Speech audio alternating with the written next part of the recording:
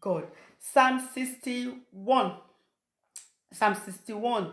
Lákòókò tí Dávidi tó ń sá fún Absalom, àwọn Bible scholars sọ pé lákòókò tí Dávidi sá kúrò ní Jerusalem tó ń sá fún Absalom, nígbà tí Absalom ṣe ìṣọ̀tẹ̀ sí bàbá ẹ̀ tó fẹ́ gbàjọba lọ́wọ́ bàbá ẹ̀, a lè lọ ka story yẹn ní 2 Samuel chapter 15 to 18.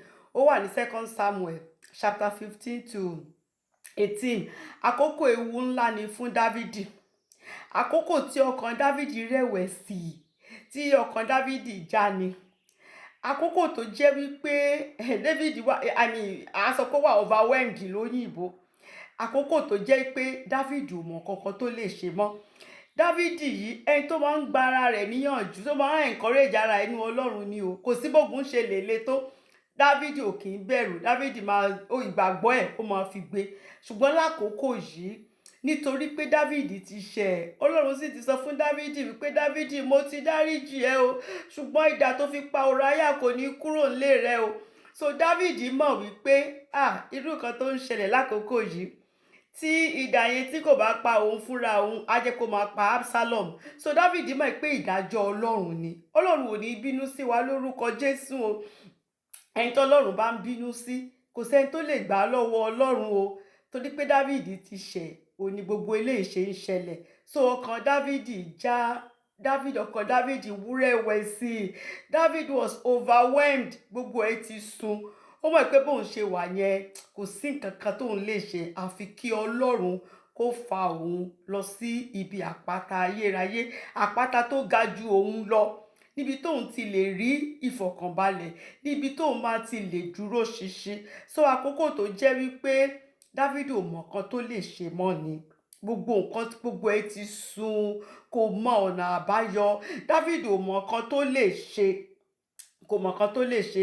So nǹkan tó ṣe kọ Psalm 61 ni wípé torí àwa èèyàn téèyàn bá ṣì wà nínú ayé yìí, ogun kò sí kókó, ogun má ṣẹlẹ̀ o. Ogun ò ní borí wa, lọ́lọ́run sọ fún wa. Kò sógun tó máa borí wa. So a ní láti mọ̀ wípé tírú àkókò bí eléyìí tó bá dé, tó bá ń ṣẹlẹ̀, a láti sá ti Ọlọ́run, ká sá di Ọlọ́run o. A ò ní agbára fúnra wa ta lè fi dúró. Ká má máa sọ pé mo mọ̀ kan tí màá ṣe, màá lọ bẹ́ni báyìí, màá lọ bẹ́ni báyìí, màá lọ. Ọlọ́run nìkan ni o. Ó ní àpáta ayérayé, ibi ìsádi, níbi téèyàn lè sáré sí, tọ́kàn èèyàn lè balẹ̀, tẹ́sẹ̀ èèyàn ò ní yẹ̀, téèyàn máa lè dúró. Jésù Kristi yìí nìkan ni o. So Dávidi, àkókò yìí jẹ́ àkókò tó jẹ́ wípé Dávidi mọ̀ pé òun ò lè dá nìkan dúró. Òun ní láti sá di Ọlọ́run. Òun ní láti ké pe Ọlọ́run, kọ́lọ́run kó gbé òun lọ sí àpáta, àpáta tó ga ju òun lọ, níbi tó máa lè dúró sí, àpáta tí kò lè mì, àpáta tí kò lè ṣídìí.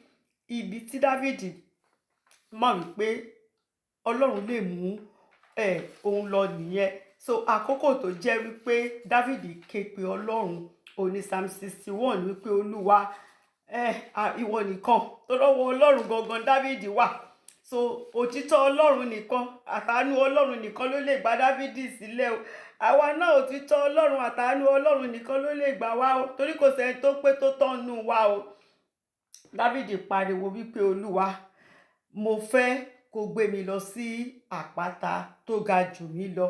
Òun làwa ṣe máa ń kọrin, mò ń tẹ̀síwájú lọ́nà náà, mò ń gòkè sí lójoojúmọ́, mò ń gbàdúrà bí mo ti ń lọ. Olúwa jọ̀ọ́ gbé mi sókè, Olúwa jọ̀ọ́ gbé mi sókè, fà mí lọ sí ibi gíga, àpáta tó ga jù mí lọ. Olúwa jọ̀ọ́ gbé mi sókè. So nǹkan tí Psalm 61 kàn wà fún ni wípé báwo ni a ṣe lè gbàdúrà nígbà tí ó bá dàbí ẹni pé Ọlọ́run jìnnà. Ṣé mọ̀ ń gbà mí tí gbogbo nǹkan, tí gbogbo ẹ̀ bá ti dàrú, téèyàn ò tiẹ̀ mọ ọ̀nà àbáyọ, á dàbí ẹni pé Ọlọ́run jìnnà. Ọlọ́run ò kúkú jìnnà. But tírú àkókò bẹ́ẹ̀ bá ti ṣẹlẹ̀, kí ni Dávidi ṣe? kí ló yẹ káwa náà ṣe? Nǹkan tí Psalm 61 wà fún nìyẹn. Dáfídì rántí ohun tí Ọlọ́run ti ṣe fóun.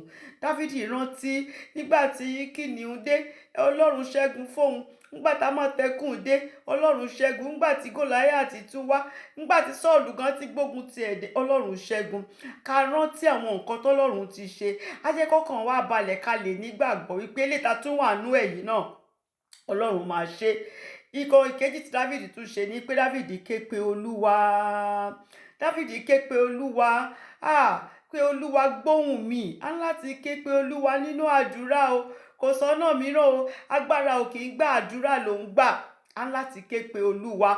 Ẹni tó bá sọ pé òun ò tiẹ̀ lè gbàdúrà, ó fi rẹ̀ fún Sátánì láti fi ṣe ìfàjẹ ni o. Ọmọ Ọlọ́run láti gba àdúrà. Dáfídì ó ké ní ohùn rárá, ó sọ ẹkún, ó ké pe Ọlọ́run pé kí Ọlọ́run kó jọ̀ọ́, kí Ọlọ́run kó gbọ́ igbe òun. Ó béèrè fún ìrànlọ́wọ́ Ọlọ́run. Ó ní Olúwa, mo nílò ìrànlọ́wọ́ níbi tí mo wà yìí, kò sí nǹkan kan tí mo lè ṣe mọ́ o. Ẹ wá gbé mi, ẹ fà mí lọ sí àpáta tó ga jù mí lọ o. Level tí mo wà yìí, kò sí nǹkan kan tí mo lè ṣe ń bẹ̀ mọ́. Ẹ̀yin ẹ wá gbé mi síbi tó ga jù bí tí mo wà yìí lọ. Àpáta tó ga jù mí lọ, ibẹ̀ ni kẹ́ fà mí lọ o. Ó béèrè fún ìrànlọ́wọ́ Ọlọ́run. God is our senior partner o. Ká má rò pé mo lè ṣe, mo lẹ́nìkan tó máa ràn mí lọ́wọ́. Bàbá kan wà níbí kan, wòlíì kan wà níbí kan. Jésù Kristi yìí nìkan ni ká gbójúlé o. Jésù Kristi nìkan ló lè ṣe o. Á láti béèrè fún ìrànlọ́wọ́. Olúwa ràn mí lọ́wọ́. Ẹni tó bá dákẹ́ tí a bá dákẹ́ o. Ẹni tó bá sọ pé Ọlọ́run kúkú mọ̀ nǹkan tóun là kọjá, Ọlọ́run mọ̀ nǹkan tó máa ṣe, kò rí bẹ́ẹ̀ o.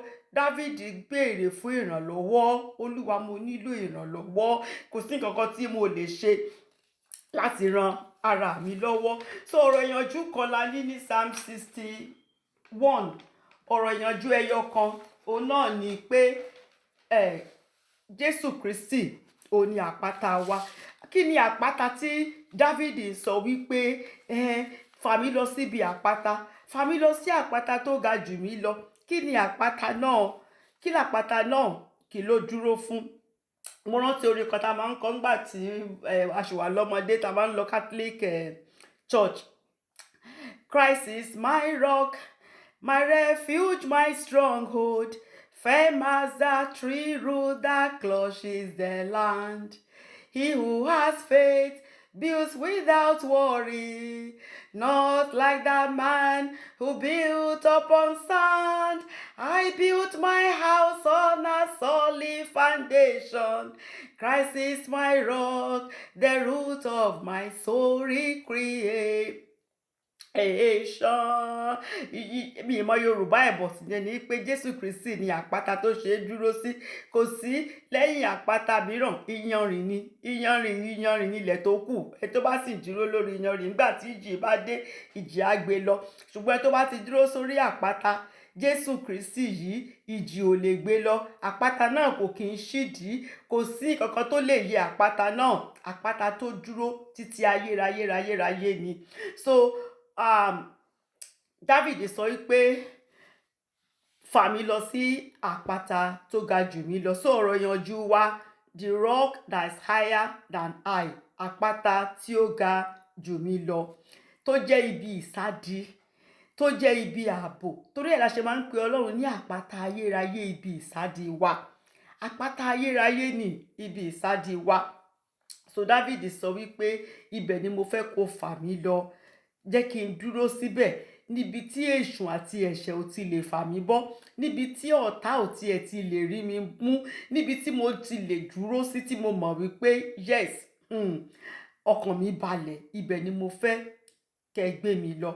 Ní Matthew 23 verse 37, Matthew 23 verse 37, bí pàtì ẹ̀, Jésù Kristi nígbà tó ń kẹ́dùn pẹ̀lú fún Jerúsálẹ́mù ni o.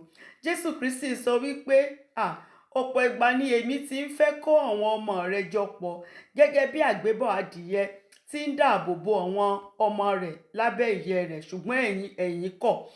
Jésù Kristi, ṣẹ́rí tá bá ti wà lórí àpáta yẹn, Jésù Kristi máa ń ràgàbọ̀ àwa ọmọ rẹ̀ ni. Bí ẹdìyẹ ṣe máa ń ràgàbọ̀ àwọn ọmọ rẹ̀, bẹ́ẹ̀ ni Jésù Kristi ṣe máa ń ràgàbọ̀ wá.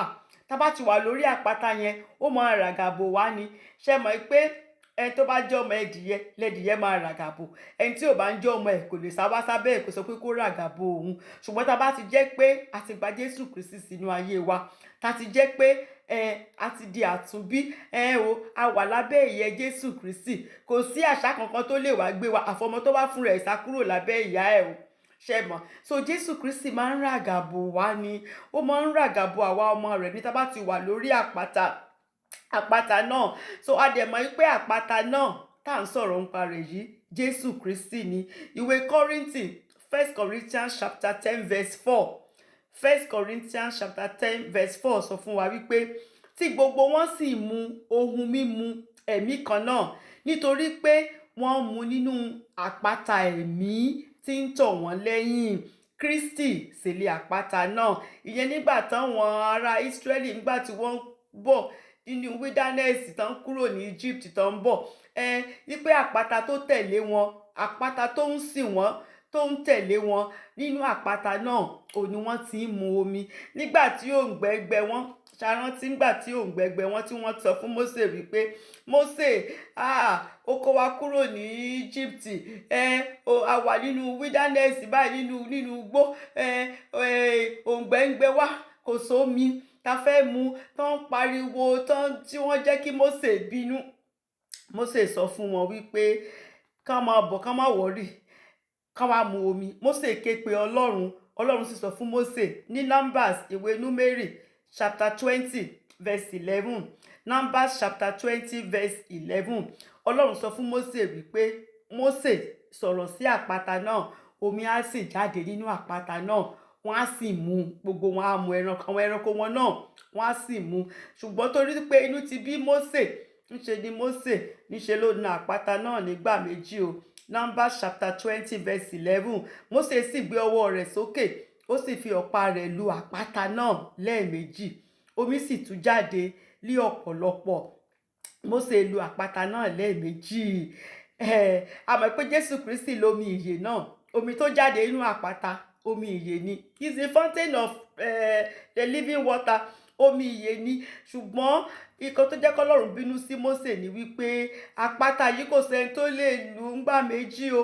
Ìyà tí Jésù Kristi jẹ lórí igi àgbélébùú ẹ̀kan ni o, kò lè jẹrú ẹ̀ ńgbà méjì.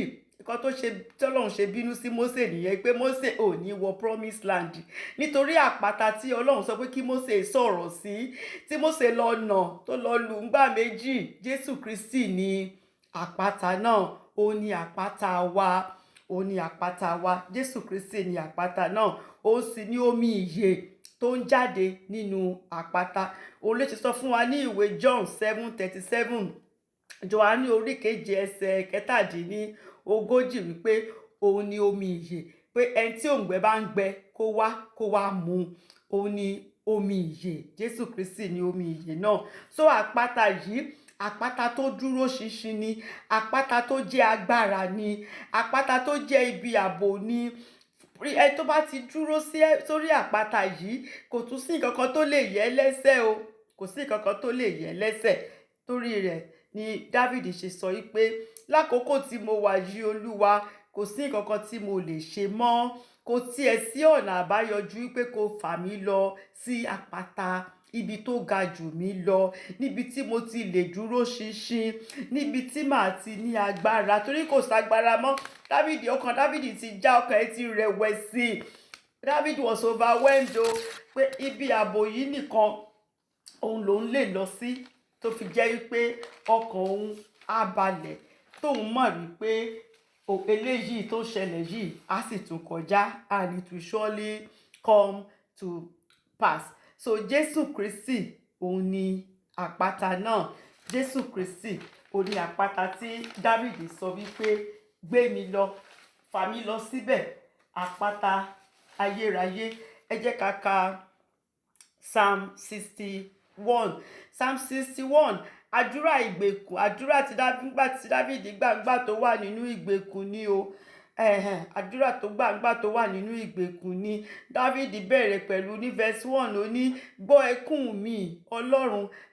Irú àdúrà tó jẹ́ pé tẹ bá fẹ́ gbà, Olúkọ̀yà sọ pé tó bá fẹ́ gbàrú àdúrà ìyá ní tó bá nílò kó mú gèlè ẹ kó yọ gèlè ẹ kó so mọ́nú ẹ kó fi sínú kó so mọ́ kó gbà á ní gidi ni. Eléyìí ò kì í ṣàdúrà Olúwa jọ̀ọ́ ó ṣàmọ́ bí gbogbo ẹ ṣe ń lọ. Irọ́ o. Olúwa gbọ́ ẹkún mi. Olúwa lákòókò tí mo wà yìí mò ń pè ẹ́ ní Olúwa Ọlọ́run Ísírẹ́lì. Olúwa gbọ́ igbe mi. Dáfídì sọ pé Olúwa àkókò tí mo wà yìí ẹ ní láti gbọ́ o. Ẹ ní láti fetí sí mi o. Ẹ ní láti gbọ́ nǹkan tí mò ń sọ yìí o. Torí ẹ ní láti dìde ní kíákíá fún mi o.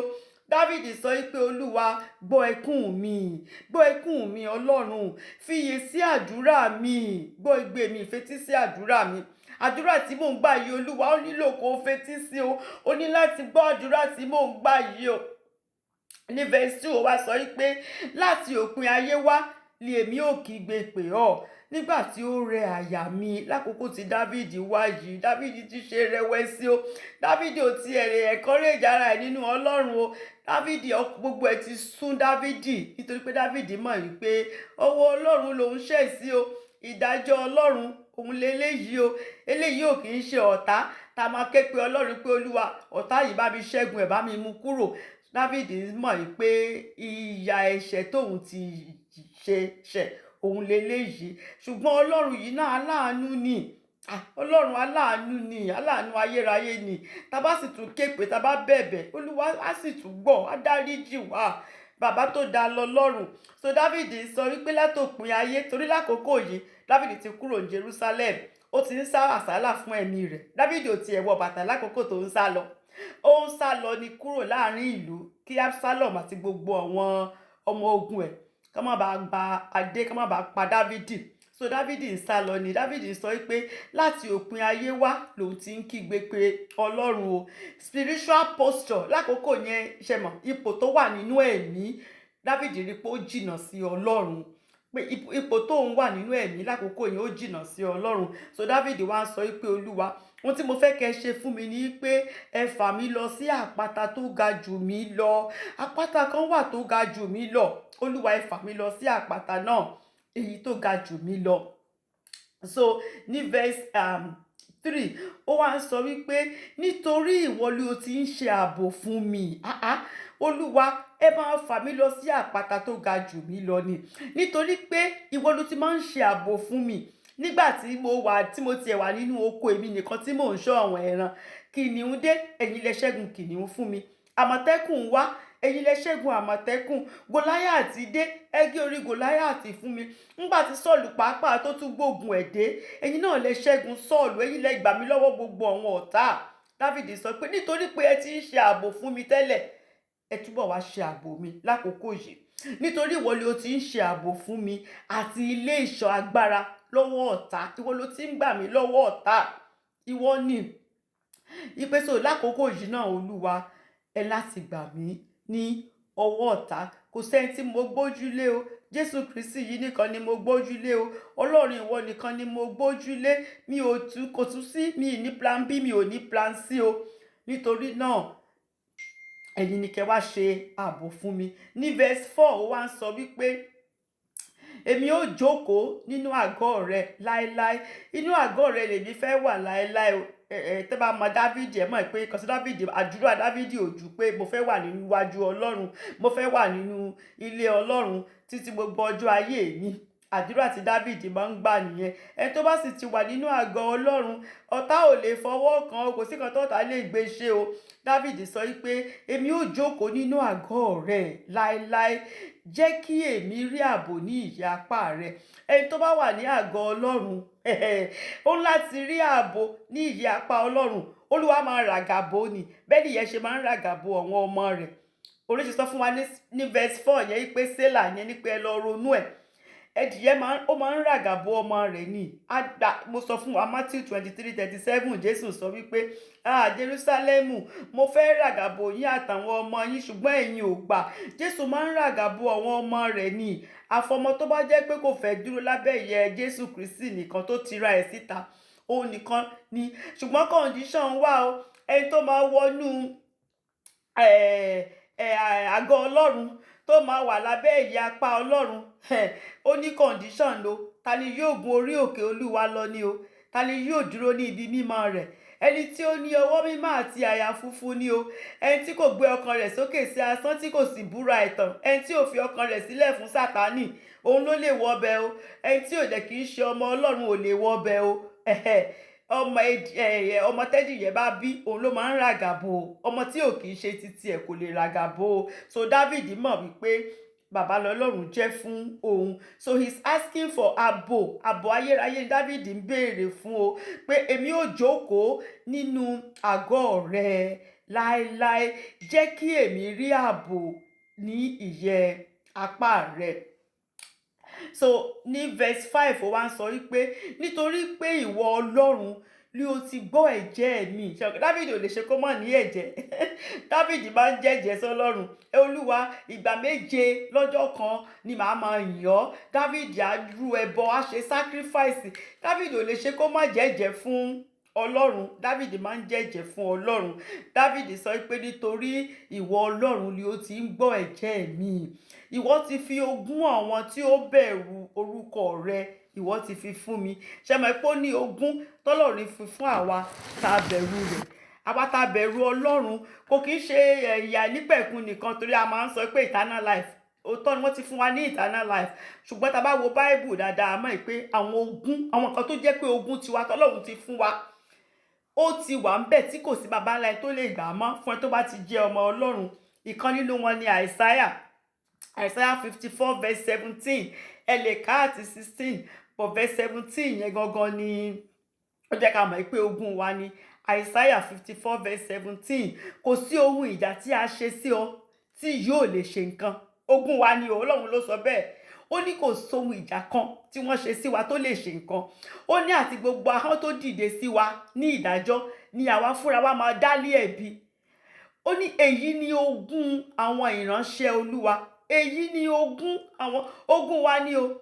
Ogún àwa ìránṣẹ́ Ọlọ́run ni o. Àwa tó bẹ̀rù Ọlọ́run tá dẹ̀ ń ṣiṣẹ́ fún, Ọlọ́run bá sọ̀rọ̀ o. Wípé èyí ni ogún àwọn ìránṣẹ́ Ọlọ́run. Torí gbogbo ọmọ Ọlọ́run tó bá jẹ́ ọmọ Ọlọ́run lóòótọ́, ìránṣẹ́ Ọlọ́run ni wá. A jèrè ọkàn fún Jésù Kristi. A ṣiṣẹ́, ṣẹmọ̀, a ṣiṣẹ́ fún Ọlọ́run. So àwa ìránṣẹ́ Ọlọ́run, ogún tọ́lọ́run gbélé wa lọ́wọ́ leléyìí pé kò sí ohun ìjà kan tá a ṣe sí wa tó lè ṣe nǹkan. Gbogbo ahọ́n tó bá sì dìde sí wa ní ìdájọ́ lolúwa fún wa ní oore ọ̀fẹ́ láti dá lé ẹ̀bi. Èyí ni ogún wa o. Ó ní torí pé láti ọ̀dọ̀ òun ni òdodo wa ti wá ní Olúwa. Tó rà lédè kankan tó pé òdodo ti Jésù Kristi yìí nìkan la dìmú o. So Ọlọ́run sọ pé wọn lè lo ẹ̀ṣẹ̀ kankan against wa nítorí pé òdodo wa láti ọ̀dọ̀ òun ni. Nítorí náà kò sí ohun èlò kan tá a ṣe sí wa tó lè ṣe nǹkan. So David wá ń sọ wípé Olúwa, ìwọ ni o ti ń gbọ́ ẹ̀jẹ́ mi. Ìwọ ti fi ogún àwọn tí ó bẹ̀rù orúkọ rẹ, torí mo bẹ̀rù orúkọ rẹ, o sì ti fún mi ní ogún pé kò sí ohun ìjà kan tá a ṣe sí mi tó lè ṣe nǹkan. Gbogbo ahọ́n tó dẹ̀ dìde sí mi ní ìdájọ́, gbogbo wọn ni mo ní oore ọ̀fẹ́ láti dá lẹ́bi. David sì ṣe bẹ́ẹ̀ lóòótọ́. So ní verse Psalm 119 verse 164. Psalm 119 verse 164. Ó sọ pé nígbà 7 ní òòjọ́ ni èmi yìn ọ́. David ò lè ṣe kó má jẹ́ ẹ̀jẹ́. A ṣe sacrifice. David ló sọ wípé èmi ò ní fún Ọlọ́run ní nǹkan tí kò cost mi ní nǹkan kan. Èmi ò ṣe àwọn tó kàn máa lọ church tó kàn máa ju $1 sínú offering basket. Ẹ ṣáà máa gbé gbá yín lọ. David ò kì í treat Ọlọ́run bẹ́ẹ̀. David máa ṣe sacrifice. David á jẹ́rìí, á jẹ́jẹ́, á ṣe gbogbo ẹ̀ bó ṣe máa ń bọ́ Ọlọ́run, bó ṣe máa ń ṣe nìyẹn. Àwọn ẹlẹ́sìn kejì, àwọn gan ni wọ́n máa ń ṣe sacrifice ìyà wọn. Wọ́n á yan sàká, mi mọ̀ bóyá wọ́n ṣe ń pè é nìyẹn. Wọ́n á lè rí wọn, wọ́n á lọ sóúnjẹ fún àwọn èèyàn, wọ́n á ṣe oríṣiríṣi, wọ́n á lọ ṣe nǹkan fún lórúkọ Ọlọ́run. Àwọn ẹ̀mí òkùnkùn pàápàá wọ́n á lọ máa ń ṣe sacrifice. Àbí wọ́n á máa gbẹ́bọ, wọ́n á máa ṣe gbogbo ẹ̀. Ṣe mọ̀, but àwa ọmọ Ọlọ́run tó jẹ́ pé àwa gangan ló yẹ ká máa ṣe, ká máa jẹ́rìí, ká máa jẹ́jẹ́ nílé Ọlọ́run. Ẹ̀jẹ̀ tá a máa san ní òkò ṣe lè tá a lè san o.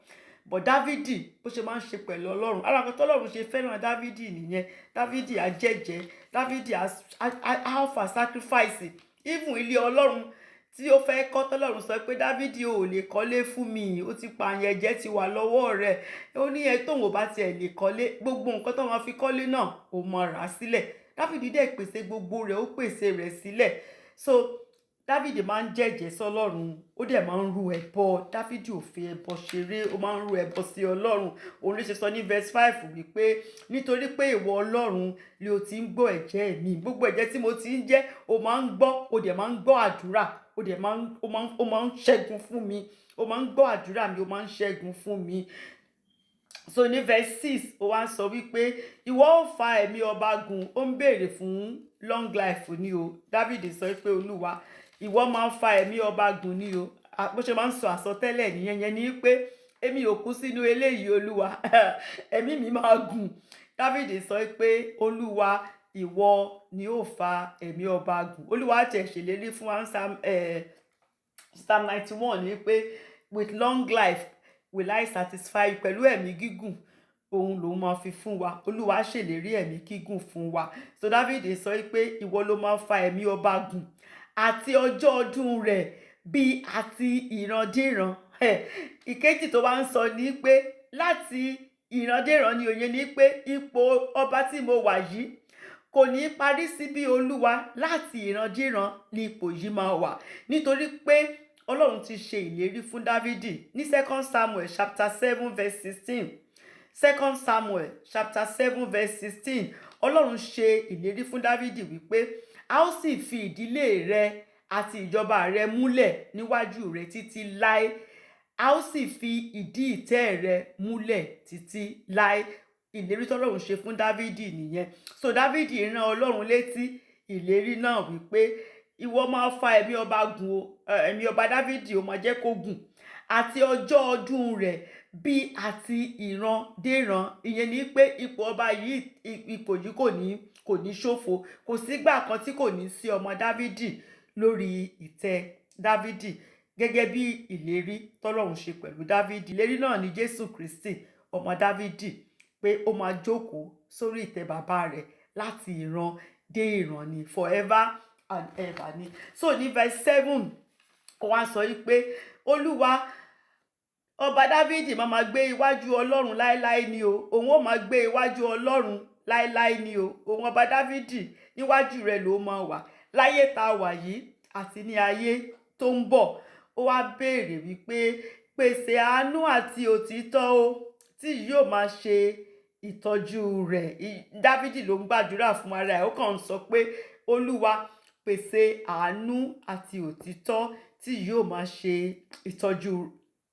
ìtọ́jú òun. Torí lákòókò tí Dáfídì wà yìí, àánú àtòtítọ́ nìkan ló lè jẹ́ kí Dáfídì ló lè jẹ́ kó tún padà sórí ìtẹ́ o. Àánú Ọlọ́run, torí Dáfídì ti ṣẹ̀, ó ti ṣẹ̀. Idà tó fi pa Ùráyà, Olúwa ti sọ pé idà yóò máa ní kúrò nínú ilé rẹ̀ Dáfídì.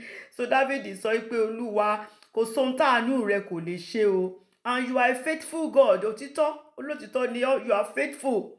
Your faithfulness is every day ni o, is renewed every day ni. Wípé so Olúwa pèsè àánú àti òtítọ́ tí yóò máa ṣe ìtọ́jú òun, pèsè àánú àti òtítọ́. Solomon ti ẹ̀ sọ ní ìwé òwe, Proverbs chapter 20 verse 28. Proverbs chapter 20 verse 28. Ṣé pé Solomon fúnra ẹ̀ gan-an ó ṣàwọn ìṣekúṣe. Solomon sọ pé Olúwa àánú àti òtítọ́ òun ló máa ń pa ọba mọ́ o. Àánú Ọlọ́run àti òtítọ́ Ọlọ́run nìkan ló ń pa ọba mọ́ o. Kò kí ń ṣe òtítọ́ ọba àbí àánú tó bá ń ṣe, pé àánú ti Ọlọ́run àti òtítọ́, because God is faithful. Ẹni tó ṣèlérí olóòótọ́ ni, ẹni tó ṣèlérí pé kò sígbà kan tí kò ní sọmọ Dáfídì lórí oyè. He is faithful. So Solomon sọ pé àánú àti òtítọ́ òun ló máa ń pa ọba mọ́ o. Àánú lè a sì ń fi ìdí ìtẹ́ rẹ̀ múlẹ̀. Àánú Ọlọ́run nìkan la fi lè fi ìtẹ́ ọba, a sì lè fi mú dúró. So ní verse 8 Dáfídì wá ń sọ wípé bẹ́ẹ̀ ni èmi ò máa kọrin ìyìn sí orúkọ rẹ. Ṣé pé Dáfídì ò lè ṣe kó má sọ àsọtẹ́lẹ̀. Tí Dáfídì bá ti gba àdúrà rẹ̀, Dáfídì máa sọ àsọtẹ́lẹ̀. Ó ń sọ wípé bẹ́ẹ̀ ni èmi ò máa kọrin ìyìn sí orúkọ rẹ láéláé. Ìyẹn ni pé inú ìṣòro tí mo wà yìí èmi ò kú sí o, eléyìí máa kọjá o. Nítorí mo sì máa kọrin ìyìn sí orúkọ rẹ ni tí n bá wà láyé tí n bá tún kúrò láyé ìgbọ̀ngbà tá a bá tún dé heaven pàápàá orí ìyìn yá túnjọ máa kọ́ sí ọ ní Olúwa Ọlọ́run Ísírẹ́lì. Dávidi sọ wípé bẹ́ẹ̀ ni èmi ò máa kọ orin ìyìn sí orúkọ rẹ kí èmi kí ó lè máa san ẹ̀jẹ́ mi ní ojoojúmọ́, ẹ̀jẹ́ tí mo ti jẹ́ pé ìgbà méje lọ́jọ́ kan ni màá máa yin Ọlọ́run yìí. Olúwa okú ò lè yìn ọ́ lógo, alààyè ló máa yìn ọ́ lógo, alààyè ló máa yìn ọ́. Nítorí náà mo láti máa san ẹ̀jẹ́ mi lójoojúmọ́ fún ọ Olúwa. So ìyẹn ni pé eléyìí shall come to pass. Mo tún máa kọrin ìyìn sí Ọlọ́run bí mo ṣe máa ń kọrin ìyìn sí nígbà méje lọ́jọ́ kan. Mo sọ fún wa pé Psalm 119 verse 164 David sọ pé nígbà méje ní ọjọ́ ni èmi yìn ọ́ nítorí òdodo ìdájọ́ rẹ. So ẹ jẹ́ kí n conclude pẹ̀lú wípé ṣé irú àkókò tí David wà yìí èèyàn ò lè sọ pé irú àkókò bẹ́ẹ̀ pé kò sí pé kò lè ṣẹlẹ̀. Kò sí lákòókò tí irú nǹkan bẹ́ẹ̀ tó bá ṣẹlẹ̀. Olúwa Ọlọ́run Ísírẹ́lì àpáta ayérayé nìkan òun la lè sádi o. Ṣùgbọ́n ta ló lè sádi àpáta ayérayé? Ẹni tí kò bá ní ìpín nínú rẹ̀, ẹni tí kò bá jẹ́ ọmọ, tí kò ní ìbáṣepọ̀, tí ò ní relationship pẹ̀lú Ọlọ́run, kò lè sọ pé Olúwa mo ti dé wá fà mí lọ sí ibi gíga àpáta tó ga jù mí lọ. Ó ti ẹ̀ máa àpáta náà. Ẹni tó bá máa àpáta náà la lè fà lọ síbi àpáta. Ẹni tí kò tí ì gba Jésù Kristi sínú ayé rẹ̀ kò lè lọ kó síbi àpáta kankan tó ń lọ. Àdúrà kan péré ló lè máa gbà pé Olúwa ṣàánú fún mi, dárí ẹ̀ṣẹ̀ mi jì mí, mo fẹ́ gbà ọ́ ní Olúwa àti olùgbàlà. Ṣùgbọ́n tó bá mọ̀ wípé o fẹ́ ìwọ náà bóyá ọkàn ẹ tiẹ̀ wà nínú ìrẹ̀wẹ̀sì lákòókò yìí, àbọ́kàn rẹ gan tiẹ̀ ti já, gbogbo ẹ tiẹ̀ ti sú ọ, wá gba Jésù Kristi ní Olúwa àti olùgbàlà. Òun nìkan ni ọ̀nà àbáyọ. Òun nìkan ni is the way, the truth and life. Kò sọ́nà mìíràn lẹ́yìn Jésù Kristi yìí. Ó ń kanlẹ̀kùn ọkàn rẹ̀. Ó ń sọ wípé tó bá ṣílẹ̀kùn ọkàn rẹ̀, torí kò kì í fipá múyàn o. Tó bá ṣílẹ̀kùn ọkàn rẹ̀, òun á sì wọlé wá. Òun á sì máa bá ẹ gbé. Nígbà náà wàá lè sọ wípé Olúwa fà mí lọ sí àpáta tó ga jù mí lọ. Èmi náà fẹ́ gòkè, mo fẹ́ kúrò nípò tí mo wà yìí Olúwa. Ipò tí mo wà yìí kò tẹ́ mi lọ́rùn, mo fẹ́ gòkè. Olúwa á sì gbọ́ tó bá ti ké pe Olúwa, tó bá ti ṣílẹ̀kùn ọkàn rẹ sílẹ̀. Ìwé Revelation, ìwé ìfihàn orí 3 ẹsẹ̀ 20.